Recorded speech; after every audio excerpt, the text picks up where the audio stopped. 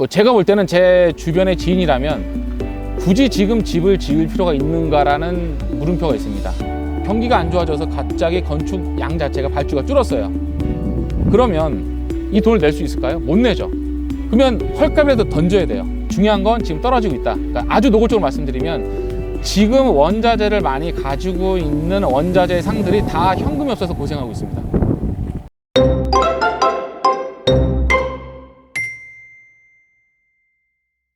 안녕하세요.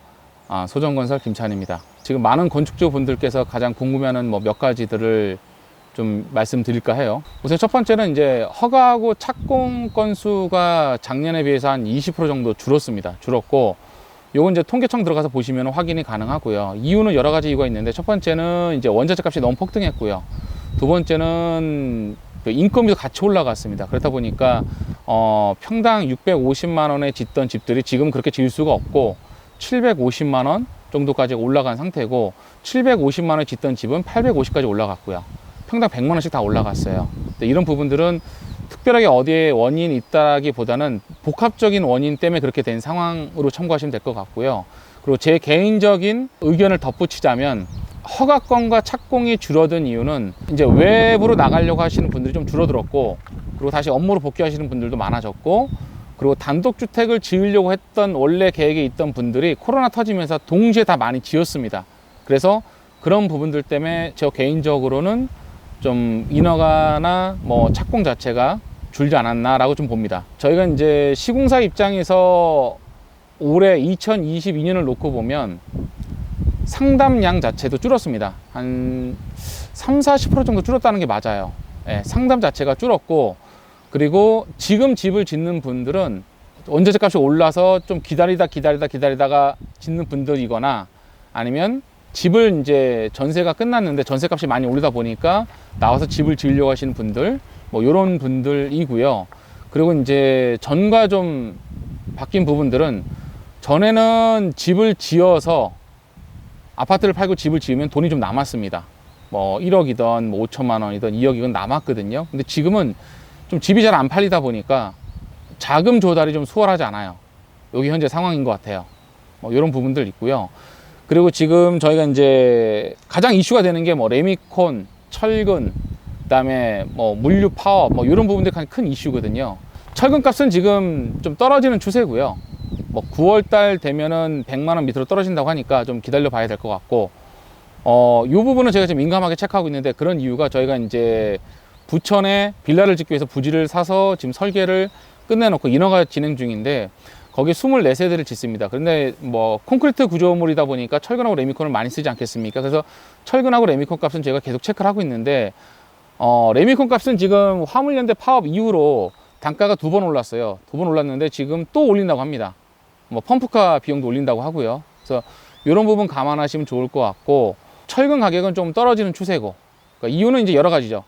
수요 공급 자체가 전에는 굉장히 한쪽으로 치우쳤는데 지금 균형을 잡아가고 있기 때문에 단가가 떨어지고 있다고 보시면 될 것 같아요. 그래서 그렇게 참고하시고, 그리고 이제 수입 자재, 그러니까 저희가 좋아하는 프로클리마 제품이나 아니면 독일 수입 자재나 아니면은 집 시스템 이런 부분들, 이런 부분들에 대한 단가는 당분간은 좀 어려울 것 같습니다. 왜냐하면 첫 번째는 환율이 떨어져야 되는데, 환율이 1,100원일 때랑 1,300원일 때랑 단가 차이가 한 20% 정도 나지 않습니까? 15%에서 20%.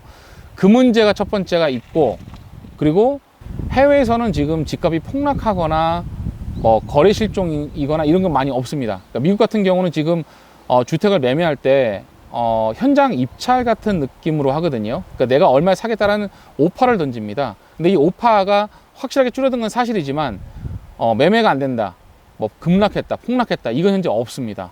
이 얘기는 뭐냐면, 해외에서는 지금도 집을 계속 지어가고 있고 짓고 있고, 다만 팔리는 게 잘 안 팔린다, 이 정도의 상황인 거예요.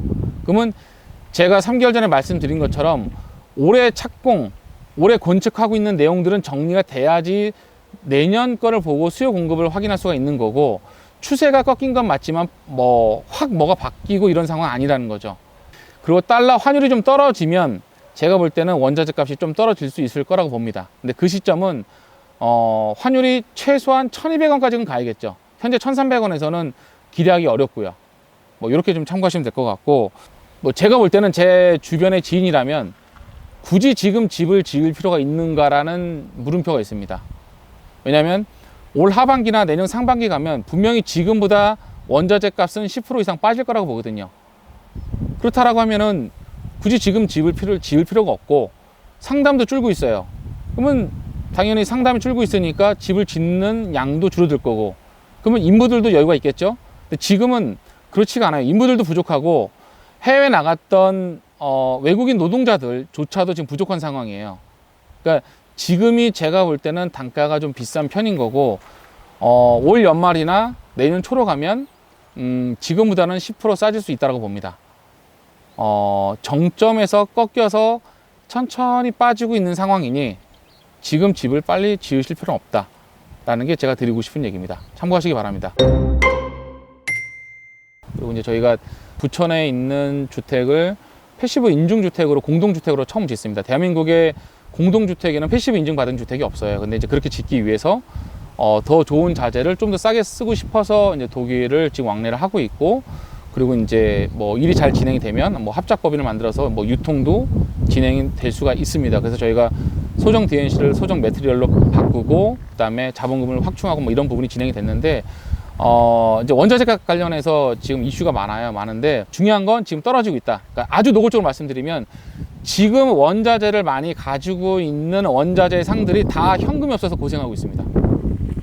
이유는 왜냐면 원자재 값이 계속 오를 줄 알고 공사 계속 많을 줄 알고 컨테이너 발주를 넣은 거죠. 미리미리. 이거는 이제 3개월에서 6개월 전에 미리 발주를 넣기 때문에 그때는 지금과 상황이 달랐거든요. 그러니까 정확히 말하면 2022년 1월과 2월에는 난리가 아니었어요. 왜냐하면 단열재를 구하려고 하는데 웃돈을 주고 기다려도 단열재를 못 줬거든요. 그런 상황이니까 당연히 이 유통하는 회사에서는 원자재가를 엄청 땡겼겠죠. 근데 그 원자재가 지금 날짜가 도래돼서 컨테이너가 한국에 들어오고 있어요. 점점 들어오고 있습니다. 근데 지금 그 원자재 값을 내야 될 거 아닙니까? 근데 경기가 안 좋아져서 갑자기 건축 양 자체가 발주가 줄었어요. 그러면 이 돈을 낼 수 있을까요? 못 내죠. 그러면 헐값이라도 던져야 돼요. 예를 들어서 16피트짜리 2x6 뭐 요런 게 가격이, 그 가격의 변동폭이 20%가 넘었어요. 올 초와 지금 현재 시점에 결제를 해야 되는데, 달러를 결제를 해야 되는데 돈이 안 도는 거죠. 근데 이런 상황들이 있었어요. 근데 중요한 건 조금 기다리시고 건축하시면 되고요. 그리고 원자재 관련해서 조금 더 비즈니스를 확장하려는 의사는 원자재 가지고 돈을 많이 벌겠다 이런 생각은 없습니다. 어차피 저희가 시공해서 돈을 버는 포지션도 그렇게 크지 않고, 저희는 이제 저희 자체 개발 사업으로 돈을 버는 거지, 시공은 솔직히 직원들 월급 주고 저희 경비 쓰면 그걸로 끝나요. 그 이상 그 이하도 없고요. 뭐 스스로의 만족 때문에 그렇게 짓는 것도 있고, 저희가 하고 싶은 일만 골라서 하기 때문에 그 부분에 대해서는 포지션은 크게 없고요. 근데 자재도 똑같은 것 같아요. 우선 벨룩스 가격도 그때랑 단가 지금 2배 정도 차이가 나요. 2배나 올랐어요. 근데 중요한 건 한국에 들어오면 더 비싸지죠. 그러면 싼 걸 써야 되냐? 저는 그렇게 보지 않거든요. 차라리 집을 줄이고 예산을 좀 키워서 좋은 자재 가지고 좋은 집을 지으라고 말씀드리고 싶어요. 왜냐하면 시공자나 업자나 모두 다 마진은 다 똑같이 가져갑니다. 예, 집이 작다고 뭐 평수가 작다고 아니에요. 퍼센트로 가져가기 때문에 다 동일해요. 그러면 결국 남는 건 그 집과 공사 다 끝나고 나면 그 집과 본인만 남아요. 그러면 잘 짓는 게 맞죠. 그리고 AS는 3년이에요. 근데 하자는 3년 안에 안 나오고요. 보통 5년, 10년 지나서 나옵니다. 그럼 누가 책임지냐 이거죠. 좋은 자재를 써서 좋은 시공자를 만나서 짓는 게 되게 중요하다. 이런 말씀 드리고 싶고요. 제가 볼 때 이 상황이 계속 가면 가을 지나서는 좀 많이 떨어질 거라고 봅니다. 그게 제가 보는 생각이고요. 그리고 철근하고 레미콘이랑 이런 것들은 지금 제가 볼 때는 인건비, 특히 인건비는 안 떨어집니다. 예를 들어서 저희가 지금 잡부 청소하는 사람이 14만 원이에요. 경기가 안 좋다고 12만 원 줄 수 있나요? 그렇지 않습니다. 왜냐면 식대가 올랐어요. 밥값이 올랐어요. 그리고 모든 비용 자체가 올랐기 때문에 생활이 안 돼요. 이제 단가가 그러면은 경기가 안 좋아지고 목조주택이나 뭐 콘크리트나 단독주택 짓는 양이 떨어지면 뭐 폭락할 거냐? 그거는 또 아닙니다. 그러니까 예를 들어서 650이었던 게 750이 됐을 상황에서 더 오르진 않고 750에서 떨어져도 제가 볼 때는 뭐 30만 원, 50만 원 평당 요 정도의 떨어짐인 거지, 다시 옛날로 회귀된다라는 건 어렵다고 봐요. 인플레이션은 어쩔 수 없다라는 게 결론이고, 그 인플레이션을 그냥 받아들이자라는 게 제가 드리고 싶은 얘기예요. 다만 디플레이션의 상황 자체가 얼마큼일까라는 물음표에 대해서는 좀 본인 스스로 공부를 하셔야 되고 해석은 하셔야겠지만, 제가 볼 땐 우선 현재 이 시점에서 더 내려갈 거냐라고 보는 물음표에는 그러기는 어렵다고 봅니다. 다만 이 상태로 좀 길게 갈 수는 있다고 봐요. 그게 갖고 있는 생각입니다. 감사합니다.